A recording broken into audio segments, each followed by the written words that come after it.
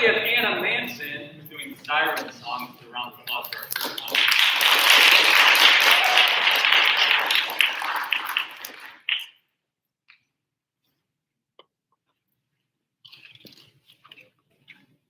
Siren Song by Margaret Atwood.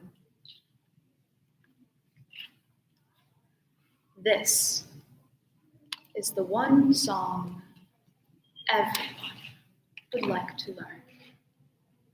The song as irresistible.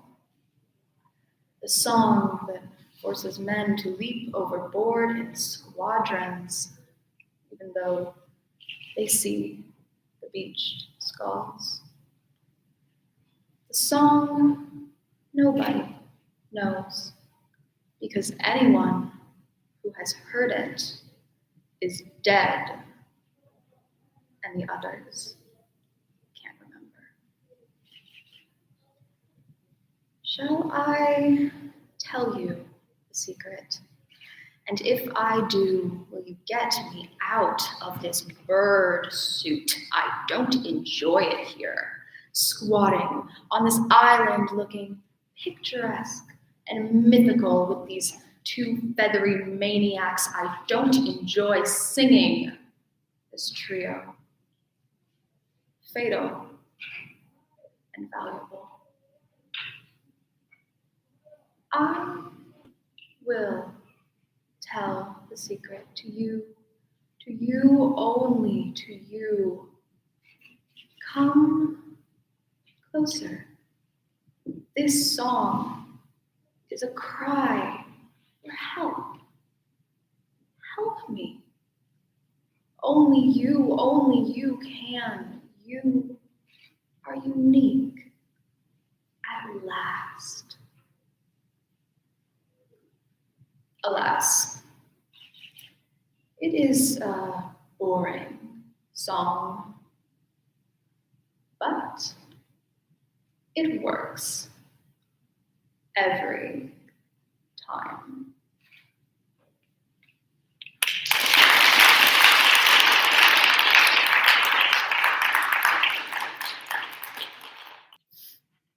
Love, not too much, but how? When thou hast made me such, and dost thy gifts bestow, how can I love too much? Though I must fear to lose and drown my joy in care, with all its thorns I choose the path of love and prayer. Though thou, I know not why, didst kill my childish trust, that breach with toil did I repair, because I must. And spite of frighting schemes with which the fiends of hell blaspheme thee in my dreams, so far I have hoped well. But what the heavenly key, what marvel in me wrought, shall quite exculpate thee, I have no shadow of thought. What am I that complain, the love from which began? My question, sad and vain, justifies thee to man.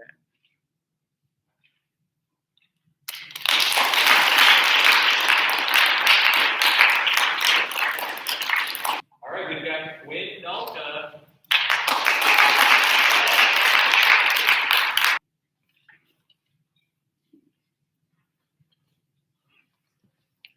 Portrait of My Gender as Inaudible by Meg Day. I knew I was a god when you could not agree on my name, and still none you spoke could force me to listen closer. Is this the nothing that Antelope felt when Adam lit on his own entitling, dubbed family, genus, species? How many descendants became doctors, delivered babies, bestowed pious names as if to say it is to make it so? Can it be a comfort between us, the fact of my creation? I was made in the image of a thing without an image, and silence too is your invention. Who prays for a God except to appear with answers, but never a body, a voice? If I told you, you wouldn't believe me because I was the one to say it. On the first day, there was no sound worth mentioning. If I too am a conductor of air, the only praise I know is its stairgale. One pair, an open hand, and close twist will have to do. I made a photograph of my name. There's a shadow in a field, and I put my shadow in it. You can't hear me, but I'm there. All right, this is Lydia Carbajal.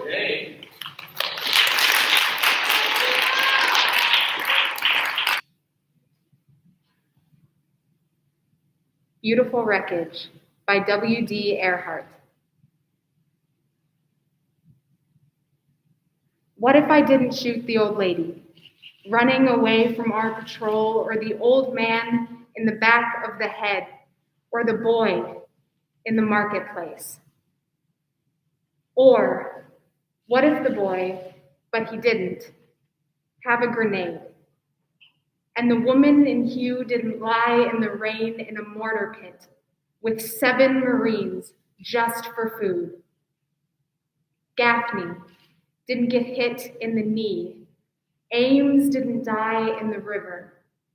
Ski didn't die in a medevac chopper between Con Thien and Da Nang. In Vietnamese, Con Thien means place of angels. What if it really was? Instead of the place of rotting sandbags, incoming heavy artillery, rats, and mud. What if the angels were Ames and Ski? Or the lady, the man, and the boy, and they lifted Gaffney out of the mud and healed his shattered knee? What if none of it happened the way I said? Would it all be a lie? Would the wreckage be suddenly beautiful? Would the dead rise up and walk?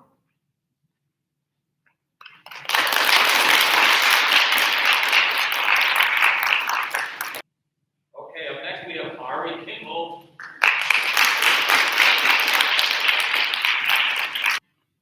The Woman at the Washington Zoo by Randall Jarrell.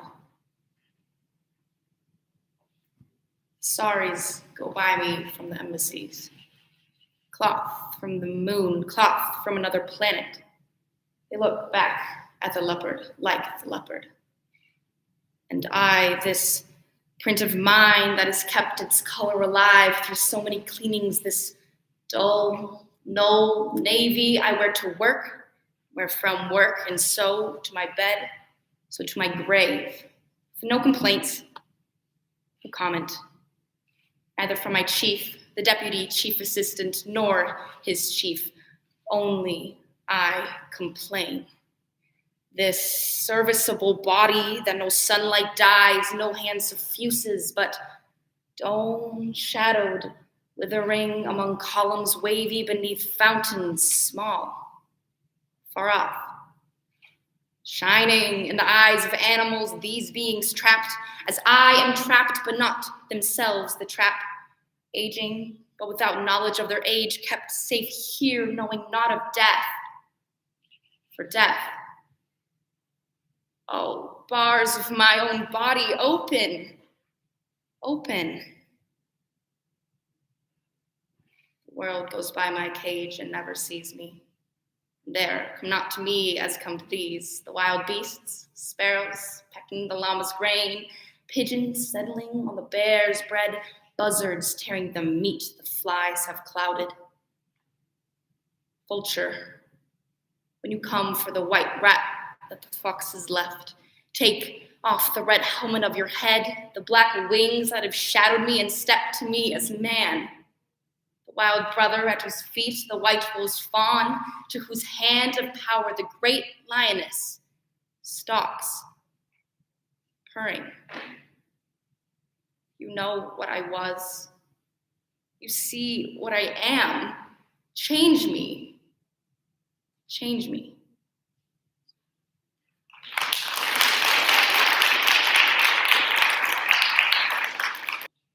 Okay, up next we have Miguelangel.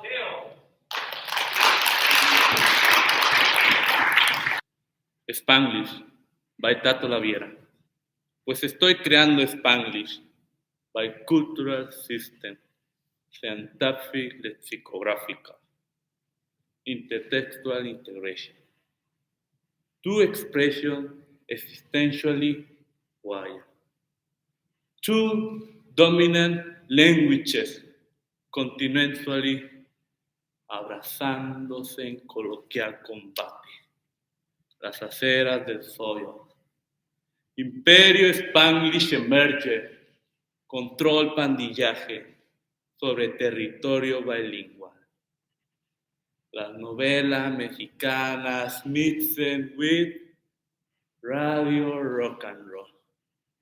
Condimenta cocina lore. Immigrant, migrant. Nissan mispronouncement. Baraja, chismoteo, social club, hip hop prieto, street salsa, corner soul y mezclando Spanish pop. Farándula, standard English classroom with computer technicalities. Spanglish is literally perfect. Spanglish is ethnically snobby. Spanglish is cara holy inteligencia. With US slang, do you speak? Thank you.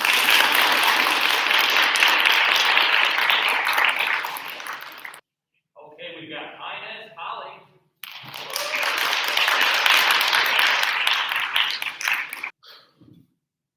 Invisible Children by Mariana Llanos.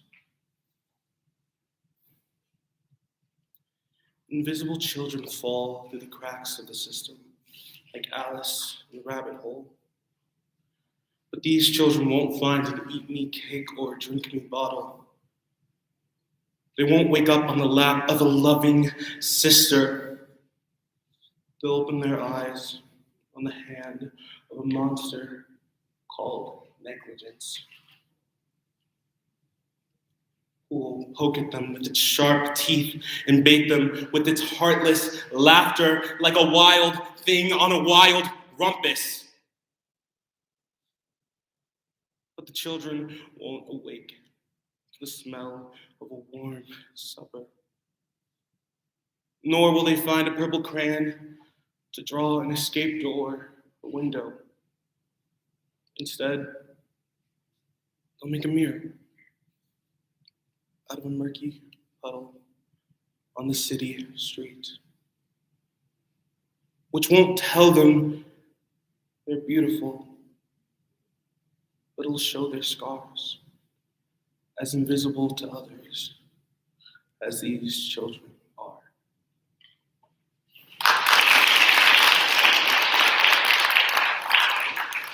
All right, this is Lola Erickson.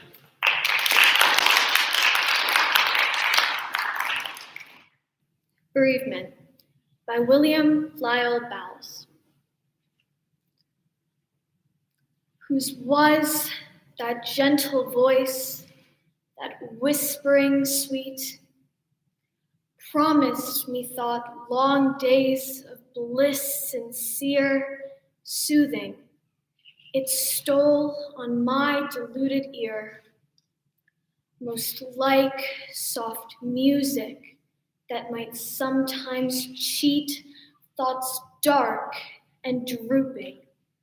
'Twas the voice of hope, of love and social scenes. It seemed to speak of truth, of friendship, of affection meek, that, oh, poor friend, might to life's downward slope lead us in peace and bless our latest hours.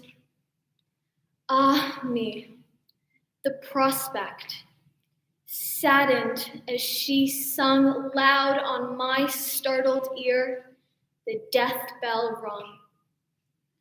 Chill darkness wrapped the pleasurable bowers, whilst horror, pointing to yon breathless clay, No peace be thine, exclaimed, away, away.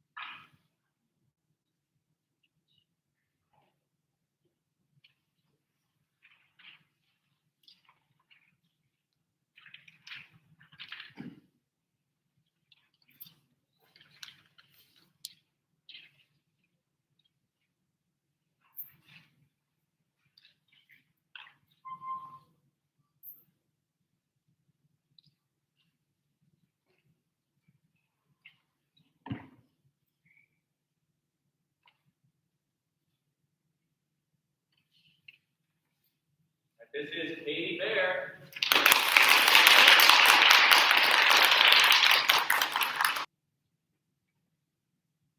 Mezzo came in by Henry Wadsworth Longfellow.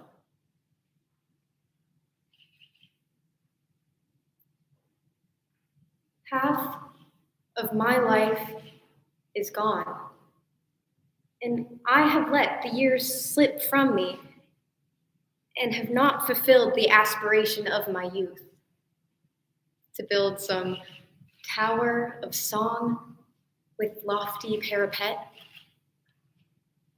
Not indolence, nor pleasure, nor the fret of restless passions that would not be stilled, but sorrow and a care that almost killed kept me from what I may accomplish yet. Though halfway up the hill, I see the past lying beneath me with its sounds and sights, a city in the twilight, dim and vast, with smoking roofs, soft bells, and gleaming lights. And here above me, on the autumnal blast, the cataract of death, far thundering from the heights.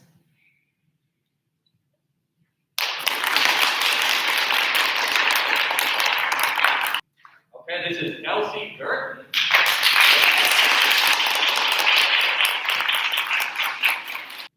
The Light of Stars by Henry Wadsworth Longfellow. The night is come, but not too soon, and sinking silently, all silently. The little moon drops down behind the sky. There is no light in earth or heaven, but the cold light of stars. And the first watch of night is given to the red planet Mars. Is it the tender star of love, the star of love and dreams? Oh no, from that blue tent above a hero's armor gleams.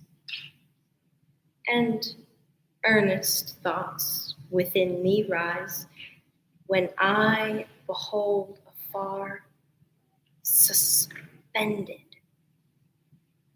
in the evening skies, the shield of that red star. O star of strength, I see thee stand and smile upon my pain. Thou beckonest with thy mailed hand, and I am strong again. Within my breast there is no light, but the cold light of stars I give the first watch of night to the red planet Mars. The star of the unconquered will, he rises in my breast, serene and resolute, and still and calm and self-possessed. And thou, too, whosoe'er thou art, that readest this brief song, as one by one thy hopes depart. Be resolute and calm. Oh, fear not in a world like this, and thou shalt know ere long. Know how sublime a thing it is to suffer and be strong.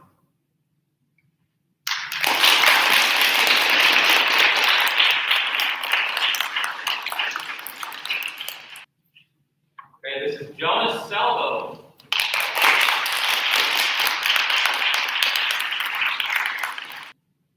Immortal Sails by Alfred Noyes.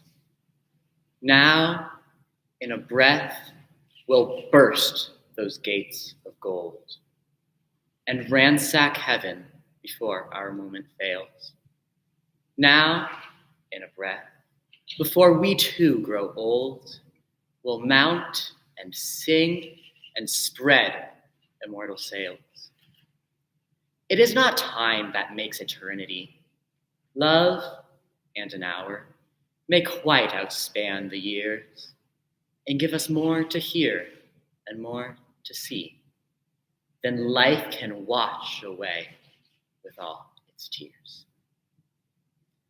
Dear, when we part, at last that sunset sky shall not be touched with deeper hues than this, but we shall ride the lightning ere we die, and seize our brief infinitude of bliss, with time to spare for all that heaven can tell, while eyes meet eyes, and look their last farewell.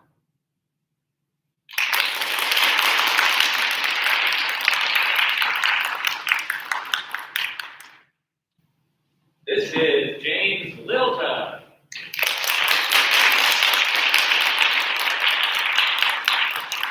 January 1795 by Mary Robinson. Pavement slippery, people sneezing, lords in ermine, beggars freezing, titled gluttons dainties carving, genius in a garret starving.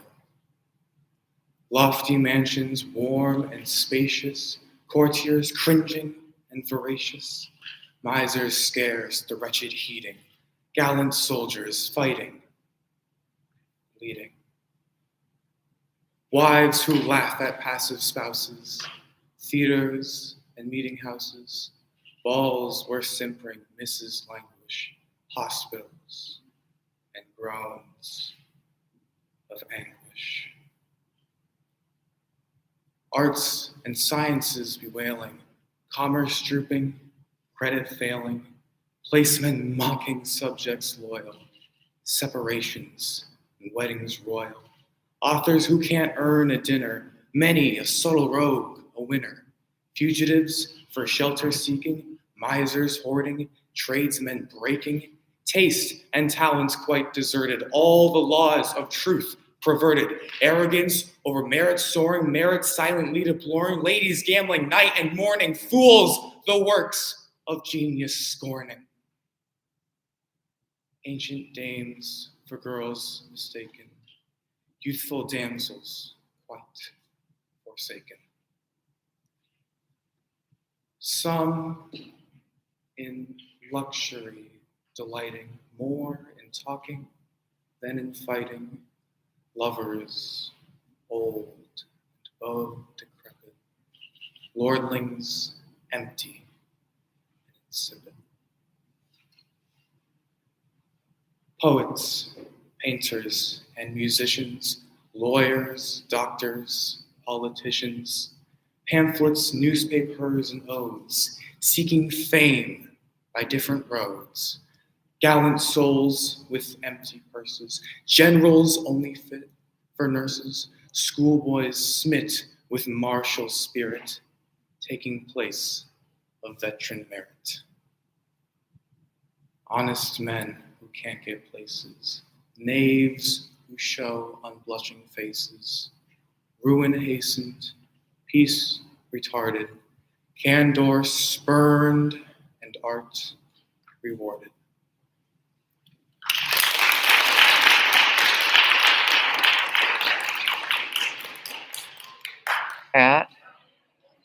We just did James Lilda, and so we'll go to the next person after that.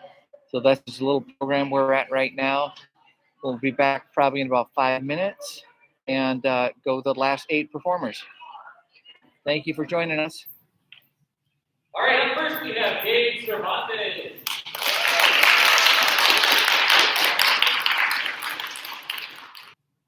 Amor Mundi by Christina Rosetti. Oh, where are you going? With your love locks blowing on the west wind, blowing along this valley track. The downhill path is easy. Come with me, and it please you. We shall escape the uphill by never turning back. So, they two went together in glowing August weather. The honey-breathing heather lay to their left and right. And dear she was to dote on. Her swift feet seemed to float on the air like soft twin pigeons, too sportive to alight. Oh, what is that in heaven, where gray cloud flakes are 7, where blackest clouds hang ribbon just at the rainy skirt? Oh, that's a meteor sent us, a message dumb, portentous, an undeciphered solemn signal of help or hurt. Oh, what is that glides quickly where velvet flowers grow thickly? Their scent comes rich and sickly. A scaled and hooded worm. Oh, what's that in the hollow? So pale, I quake to follow. Oh, that's a thin, dead body which waits the eternal turn. Turn again, oh my sweetest, turn again, false and fleetest. This beaten way thou beatest, I fear, is hell's own track. Nay, too steep for hill mounting, nay, too late for cost counting. The downhill path is easy, but there is no turning back.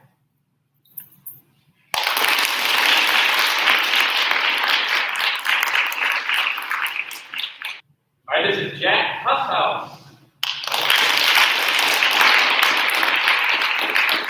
Dirge Without Music by Edna St. Vincent Millay. I am not resigned to the shutting away of loving hearts in the hard ground. So it is, and so it will be, for so it has been, time out of mind. Into the darkness they go, the wise and the lovely, crowned with lilies and with laurel they go. But I am not resigned. Lovers and thinkers, into the earth with you. We want the dull, the indiscriminate dust. A fragment of what you felt, of what you knew. A formula, a phrase remains, but the best is lost. The answer is quick and keen, the honest look, the laughter, the love.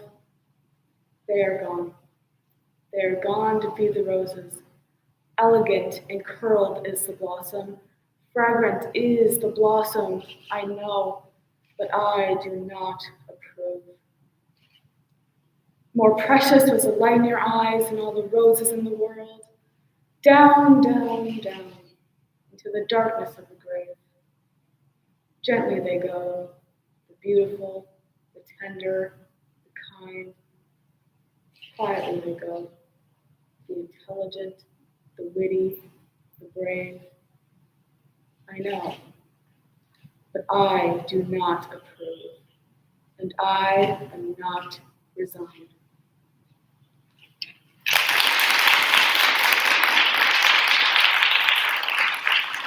Okay, this is Burdette.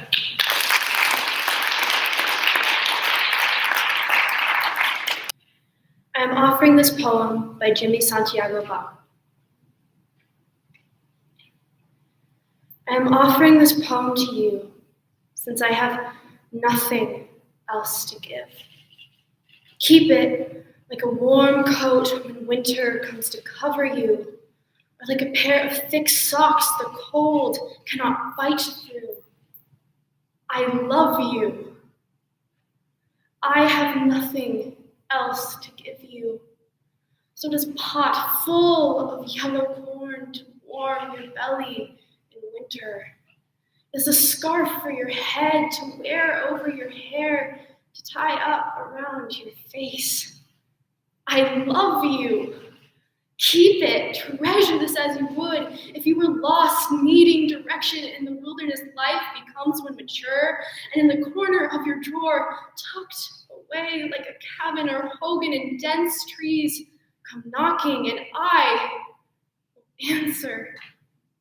Give you directions and let you warm yourself by this fire. Rest by this fire. Make you feel safe. I love you.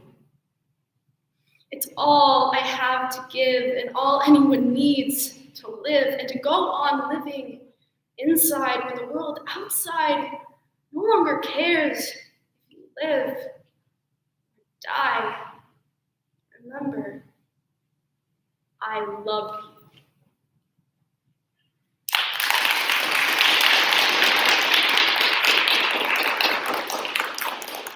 All right, this is Maya Stevens.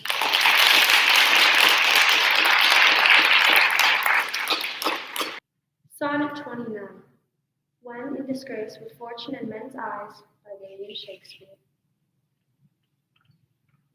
When in disgrace with fortune in men's eyes, I, all alone, will weep my outcast state, and trouble deaf heaven with my bootless cries, and look upon myself and curse my fate. Wishing me like to one more rich in hope, featured like him with friends possessed, desiring this man's art and that man's scope, with what I most enjoy, contented least. Yet, in these thoughts, myself almost despising, happily, I think on thee, and in my state, like to the lark at break of day arising, from sullen earth sings hymns at heaven's gate. For thy sweet love, remembered such offerings, that then I scorn to change my state with kings.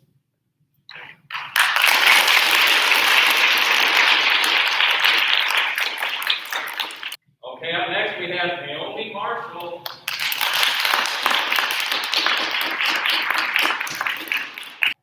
Fairy Tale Logic by A.E. Stahls. Fairy tales are full of impossible tasks. Gather the chin hairs of a man-eating goat, or cross a sulfuric lake in a leaky boat. Select the prince from a row of identical masks.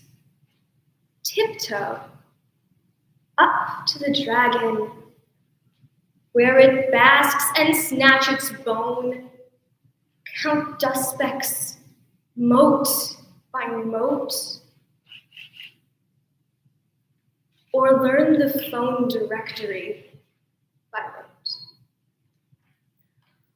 Always, it's impossible what someone asks. You have to fight magic with magic. You have to believe that you have something impossible up your sleeve. The language of snakes, perhaps an invisible cloak, an army of ants at your beck, or a lethal joke. The will to do whatever must be done. Marry a monster. Hand over your firstborn son.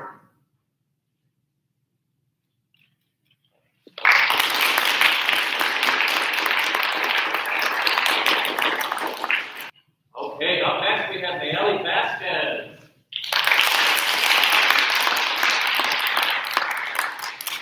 Dirt Without Music by Anna Saint in Timberlake.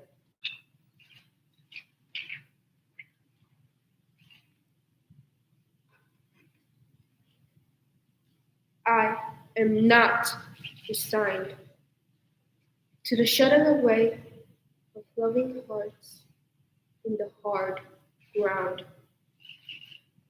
So it is, and so it will be, for so it has been, time out of mind. Into the darkness, lilies and with laurel they go, but I am not resigned. Lovers and thinkers, into the earth with you, be one with the dawn. The indiscriminate dust, a fragment of what you felt, of what you knew, a formula, a phrase remains, but the best is lost. The answers, quick and keen, the hardest love, laughter, love. They are gone. They are gone to feed the roses. Elegant and curled is the blossom. Fragrant is the blossom. I know, but I do not approve. More precious was the light in your eyes than all the roses in the world.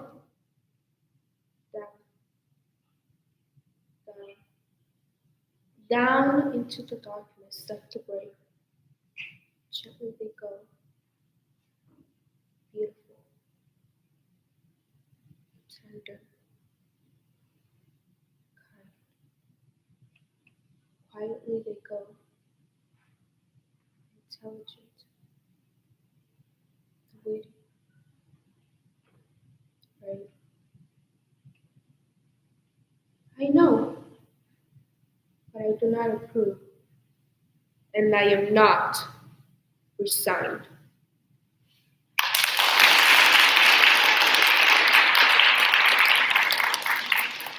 Okay, up next we have Chiara Brown.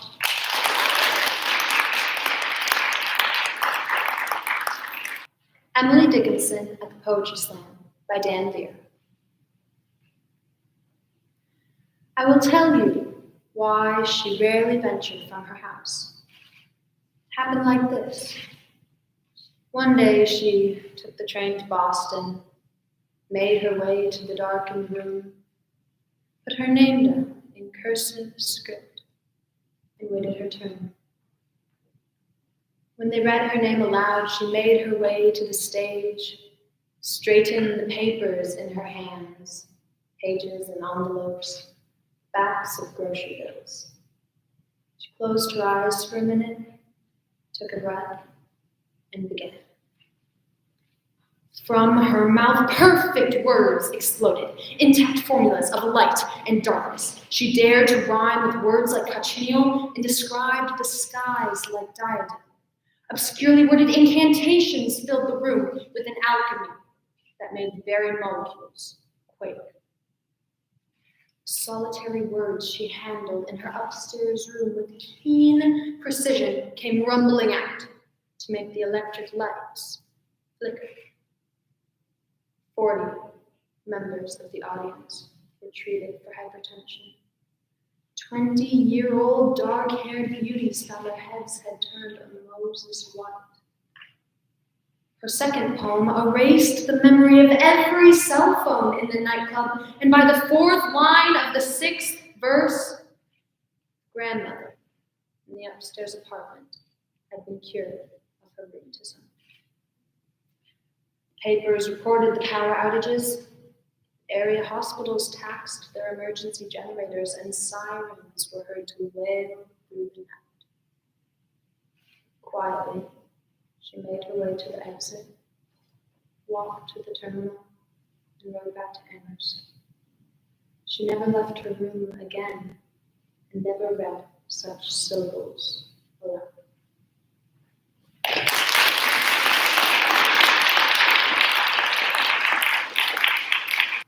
Okay, up next we've got Albert Hill.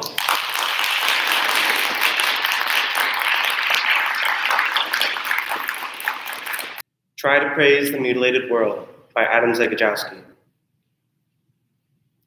Try to praise the mutilated world. Remember June's long days and wild strawberries, drops of rosé wine, the nettles that methodically overgrow the abandoned homesteads of exiles. You must praise the mutilated world. You watched the stylish yachts and ships. One of them had a long trip ahead of it, while salty oblivion awaited others. You've seen the refugees going nowhere. You've heard the executioners sing joyfully. You should praise the mutilated world. Remember the moments when we were together in a white room and the curtain fluttered. Return in thought to the concert where music flared. You gathered acorns in the park in autumn, and leaves eddied over the earth's scars. Praise the mutilated world. And the gray feather a thrush lost, and the gentle light that strays and vanishes and returns.